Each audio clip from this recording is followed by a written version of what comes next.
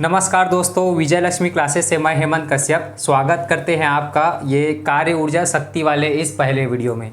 इससे पहले भी हमने 2-3 चैप्टर में और वीडियोस बना रखे हैं। अगर आपने अभी तक हमारा चैनल सब्सक्राइब नहीं किया होगा तो प्लीज़ पहले चैनल को सब्सक्राइब कर लीजिए और जितने भी वीडियोस हैं हमारे वो देख लीजिएगा।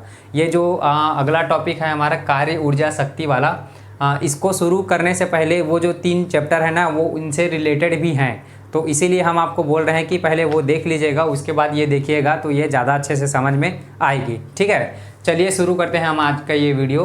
कार्य ऊर्जा शक्ति में पहले हम देखेंगे कार्य, फिर ऊर्जा और फिर लास्ट में क्या देखेंगे, शक्ति। तो कार्य से हम शुरू करते हैं। कार्य क्या होता है? कार्य क्या है? किसी वस्तु पर बल लगाकर उसे विस्थापित करना कार्य कहलाता है। ध्यान रखिएगा, किसी वस्तु पर बल लगाकर उसे विस्थापित करना क्या कहलाता है? कार्य कहलाता है। कैसे? मान लो क्या है, ये एक ट्रॉली है। ठीक है, अब आप इसे इधर से क्या करिए, धक्का दीजिए। ठीक है, अब इधर से आप इसको धक्का दिए और ये खिसक के कहाँ आ गई, मान लो ये यहाँ आ गई। ठीक है, तो जब आप धक्का दिए हैं तो सीधी सी बात है, इसमें क्या हुआ, बल लगा है। ठीक है, बल लगने के कारण धक्का से ये क्या हो गई, विस्थापित होकर वस्तु यहाँ से यहाँ खिसक गई। ठीक है, तो ये आपका क्या हो गया, ये आपका हो गया विस्थापन। ठीक है, तो कार्य क्या है, किसी वस्तु पर बल लगाकर उसे विस्थापित करना क्या कहलाता है, कार्य कहलाता है। इसी से इसका सूत्र निकल के आया है कि कार्य बराबर क्या होता है, बल गुणा विस्थापन। याद रखिएगा, ये सारे टॉपिक्स बहुत इंपॉर्टेंट है, आप इसको ध्यान से समझिएगा, इससे आपके एग्जाम में क्वेश्चन हल करने में आपको बहुत आसानी होने वाली है। ठीक है, अब कार्य क्या है, बल गुणा विस्थापन। अब इसमें और एक बात देख लीजिएगा कि कार्य होने के लिए केवल और केवल 2 पॉइंट एकदम महत्वपूर्ण है। पहला क्या है कि उसमें भाई बल लगनी चाहिए। ठीक है, पहला कंडीशन क्या है कार्य होने के लिए, उसमें बल लगनी चाहिए। और सबसे मेन पॉइंट क्या है इसमें, दूसरा टॉपिक है उसमें विस्थापन होना चाहिए। अगर सिर्फ बल लगी और वस्तु विस्थापित नहीं हुई तो हम उसको कार्य नहीं कहेंगे। ध्यान रखिएगा, सिर्फ बल लगी और वस्तु विस्थापित नहीं हुई तब उस कंडीशन में हम उसे कार्य नहीं कहेंगे। ठीक है, इसे आप एक उदाहरण से समझिए। मान लो क्या है, ये एक क्या है, ये एक दीवार है। ठीक है, ये एक क्या है, दीवार है। अब हम उसको धक्का दे रहे हैं। ठीक है, अब हम दीवार को जैसे धक्का देंगे तो भाई ये दीवार इतनी हैवी रहेगी, इतनी मजबूत रहेगी कि ये पीछे हमारे धक्का देने से नहीं खिसकने वाली। ये सब बातें तो आपको पता ही है। तो इस कंडीशन में क्या हुआ, हमारे द्वारा इस पर बल तो लगाया गया है कि नहीं, इस पर बल आरोपित हुई है, किस पर, ये दीवार पर। लेकिन भाई ये दीवार यहाँ से नीचे गिरी या फिर खिसकी है क्या, नहीं खिसकी है। ठीक है, तो उस कंडीशन में यहाँ फिर विस्थापन उत्पन्न नहीं हुआ है। समझ में आया? इस कंडीशन में यहाँ पे विस्थापन उत्पन्न नहीं हुआ है तो हम इसको कार्य नहीं बोल सकते। ध्यान रखिएगा, अगर हम इसमें बल लगाए हैं लेकिन ये विस्थापित नहीं हुई है कोई वस्तु तो हम उसको कार्य नहीं बोल सकते, क्योंकि कार्य होने के लिए बल के साथ विस्थापन का होना बहुत ज़रूरी है। ठीक है, अब इसमें एक और पॉइंट समझिएगा। जैसे आप क्या किए, ज़मीन से सब्जी की टोकरी लेकर कोई उठा के अपने सिर पे रख लिया। ठीक है, तो ज़मीन से जैसे ही हम सब्जी की टोकरी उठाए और फिर उसको सिर पर रखें, अब उसको छोड़िए, आप मान लो एक किताब भी आप उठा के यहाँ से वहाँ रख दिए तो उसको हम कार्य मानेंगे। क्यों कार्य मानेंगे? क्योंकि किताब उठाने में भाई सीधी सी बात है हमारे द्वारा बल लगाया गया है और उसे उठाकर यहाँ से वहाँ रखने में क्या हुई है, वो किताब विस्थापित हुई है। तो कार्य होने के लिए जो 2 शर्तें हैं वो हमारा ये प्रोग्राम वो शर्तें पूरी करती है। ठीक है, एक तो वस्तु पे बल लगा है, उसके अलावा वस्तु विस्थापित हुई है तो उसको हम क्या बोलेंगे, कार्य बोलेंगे। इसी में एक और उदाहरण है, मान लो कि आप टोकरी उठा के अपने सिर पर, या टोकरी नहीं तो कोई भी सामान उठा के अपने सिर पर रखे हैं। ठीक है, चाहे आप 1 घंटा 2 घंटा कितने भी घंटे रखे रहिए, इसको हम कार्य नहीं बोलेंगे। सिर्फ उठा के सिर पे रखे रहने को कार्य नहीं बोला जाएगा। ठीक है, सामान उठा के अगर आप सिर पर सिर्फ रखे हैं तो उसको कार्य क्यों नहीं बोलेंगे, क्योंकि वो सामान यहाँ से विस्थापित हुई नहीं है, वो तो आपके सिर पर भी है, सिर पर ही है ना।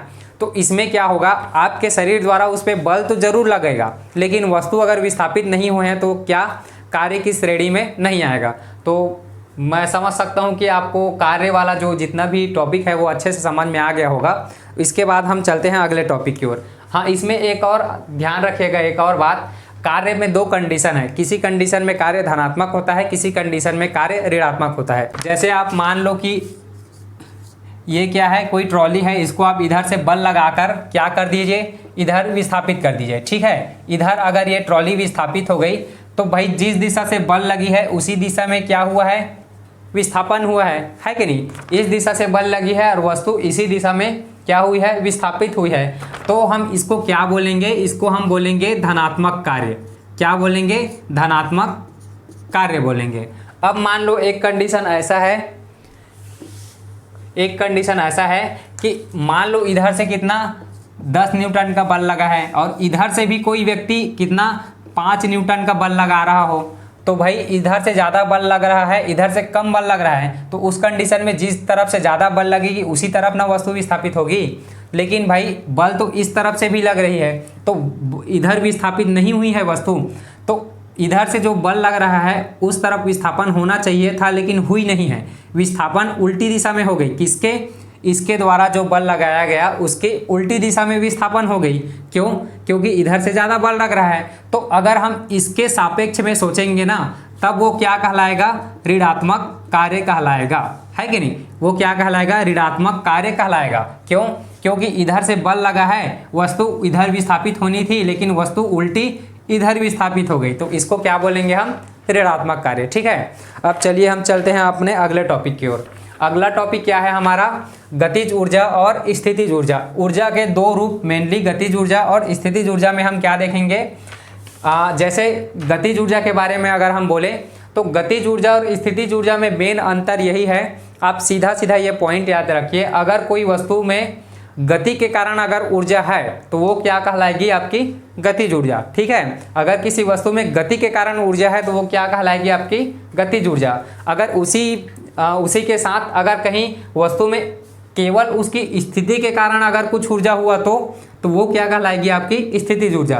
ध्यान रखिएगा, इसमें समझने वाली और कोई खास बात है नहीं। अगर कहीं आप गति में हो और आप में ऊर्जा है तो वो क्या कहलाएगी, गतिज ऊर्जा। अगर आपकी विशेष स्थिति के कारण आप में कुछ ऊर्जा है तो वो क्या कहलाएगी, आपकी स्थितिज ऊर्जा। अब इसका उदाहरण हम देख सकते हैं, जैसा आप मान लो कि जैसे कोई चलती हुई कार है, ठीक है, तो चलती हुई कार में क्या होगी, आपकी गतिज ऊर्जा होगी। क्यों, क्योंकि वो गतिमान अवस्था में है कि नहीं। लेकिन अगर हम स्थितिज ऊर्जा की बात करें तो मान लो क्या है, एक उठा हुआ क्या है, हथौड़ा है, ठीक है। उठे हुए हथौड़े में क्या होगा, उसकी विशेष स्थिति के कारण, या आप मान लो कि कोई एक स्प्रिंग है, उसको आप दबा के रखे हैं, है कि नहीं। तो अगर आप स्प्रिंग को दबा के रखे हैं तो उसकी विशेष स्थिति के कारण उसमें क्या होगी, एक स्थितिज ऊर्जा होगी। इसके अलावा एक और आप उदाहरण देख सकते हैं, जैसे कि मान लो किसी गुलेल की हम रबर खींच के रखे हैं तो उसमें क्या होगा, उसकी विशेष स्थिति के कारण जो उसमें ऊर्जा होगी ना, उसको हम क्या बोलेंगे, आपकी स्थितिज ऊर्जा। समझ में आ गया। अब इन दोनों का आप सूत्र याद रखिएगा। गतिज ऊर्जा का सूत्र है, इसको हम इंग्लिश में क्या बोलते हैं, काइनेटिक एनर्जी, ठीक है। तो काइनेटिक एनर्जी का सूत्र है 1/2 द्रव्यमान गुणा वेग का वर्ग, ठीक है। ये सूत्र बहुत इंपॉर्टेंट है भैया आपके परीक्षा के दृष्टि से। तो आप सीधा सीधा या तो सूत्र पूछेंगे या फिर इससे संबंधित कोई क्वेश्चन पूछेगा, ठीक है। तो आप इसे याद करके चलिएगा। इसे इंग्लिश में क्या बोलेंगे, काइनेटिक एनर्जी बराबर 1/2 mv², ठीक है। ये वाली सूत्र आपके पिछले एग्जाम में किसमें, ग्रुप डी में पूछा गया था, ठीक है। तो आप इसे अच्छे से याद करके चलिएगा।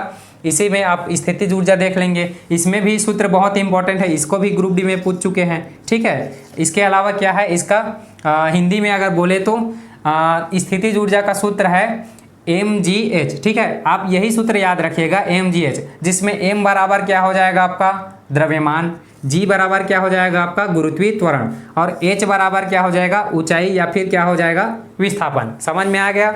अब ये पॉइंट आपको समझ में आ गया होगा। अब हम चलते हैं अगले टॉपिक की ओर। अभी आप देखिएगा, गतिज ऊर्जा और स्थितिज ऊर्जा में आपस में भी एक कनेक्शन होता है। कैसे, अगर हम गतिज ऊर्जा और स्थितिज ऊर्जा दोनों का योग कर देना तो दोनों को क्या कहा जाता है, यांत्रिक ऊर्जा। आप याद रखिएगा, सीधे सीधे एग्जाम में पूछ ही लेता है ऐसा क्वेश्चन।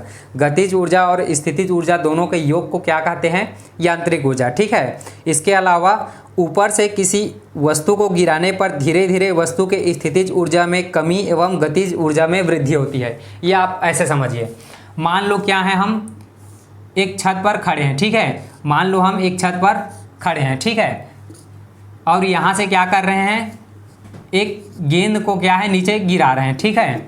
तो भाई जैसे जिस बिंदु पे हम गेंद को नीचे गिराएंगे ना, तो उसकी प्रारंभिक अवस्था में क्या होगी, इसमें स्थितिज ऊर्जा होगी, ठीक है। अब भाई यहाँ पे स्थितिज ऊर्जा होगी, लेकिन यहाँ गतिज ऊर्जा होगी क्या, यहाँ गतिज ऊर्जा नहीं होगी। क्यों? क्योंकि ये गति अवस्था में है ही नहीं, तो इसमें गतिज ऊर्जा कहाँ से आएगी, है कि नहीं। लेकिन इसमें स्थितिज ऊर्जा क्यों होगी, स्थितिज ऊर्जा इसलिए होगी क्योंकि ये क्या है, ये हमारे ज़मीन से ऊंचाई पर है। आप जानते ही होंगे गुरुत्वाकर्षण चैप्टर में कि कोई भी वस्तु ज़मीन पे अपने गुरुत्वाकर्षण बल के कारण नीचे गिरती है। तो आप जान लीजिए इसमें कि इसमें स्थितिज ऊर्जा इसके गुरुत्वाकर्षण बल के कारण होगी ही, है कि नहीं।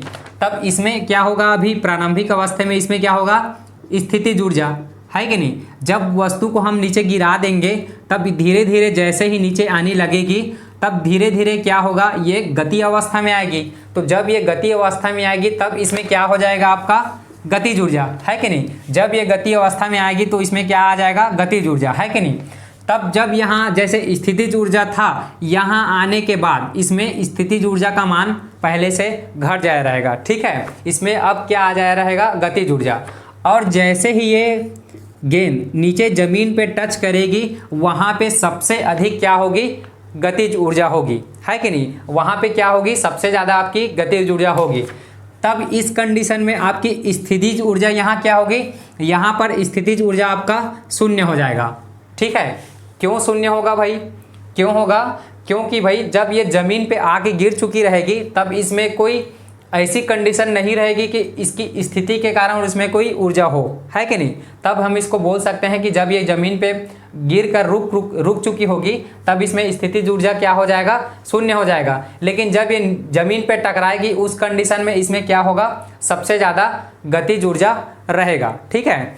अब आप इसको ऐसे भी समझ सकते हैं कि भाई अगर कोई वस्तु नीचे ज़मीन पे गिरेगी, है कि नहीं, तब क्या होगा, उसके दूरी में एकदम क्या होगा, निकटतम संबंध होगा, है कि नहीं। अब जब ये ऊपर में रहेगी तब इसका दूरी क्या होगा, ज़्यादा होगा। तो भाई पिछले चैप्टर में ही हम देख सकते हैं कि पिछले चैप्टर में क्या था, एफ व्युत्क्रमानुपाती था किसका, उसके दूरी के वर्ग के, है कि नहीं। तब जब ये अगर कहीं ज़मीन पे टच करेगी उस समय क्या होगा, इसमें दूरी क्या होगा, कम होगा। तो अगर दूरी कम हुआ तो सीधी सी बात है इसमें क्या होगा, गुरुत्वाकर्षण बल ज़्यादा होगा, मतलब जिसके कारण उसमें गतिज ऊर्जा सबसे ज़्यादा ही होगी। समझ में आ गया। इसी से संबंधित है कि अगर ये ऊपर में रहेगा तब इसमें क्या होगा, इसकी दूरी के कारण इसमें गुरुत्वाकर्षण बल होगा, तो इसमें गतिज ऊर्जा कम होगी, लेकिन स्थितिज ऊर्जा स्थिति के कारण क्या होगी, ज़्यादा होगी। समझ में आ गया। अब चलिए हम चलते हैं अगले पॉइंट की ओर, ठीक है।